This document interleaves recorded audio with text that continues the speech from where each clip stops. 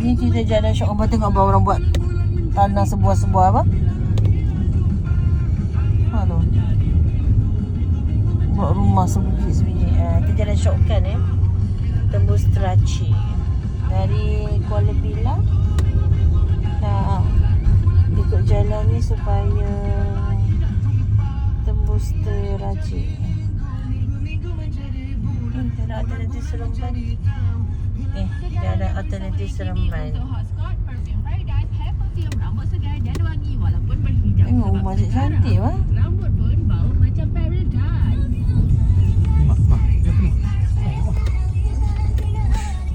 Fokus depan sayang. Pok haruan. Dia sebenarnya nak ikut sini sebab dia nak mancing. Sekebun pokok getah orang weh. Kau tengok Abang Negeri Sembilan, pokok getah musim. Daripada akaun dia meluahkan perasaan dia cakap baru lepas maghrib tau. Kau datang beraya rumah orang aku baru je lepas panaskan lauk. Nak mandi duduk dengar orang tekan bel macam nak pecah. Shortcut. Guys.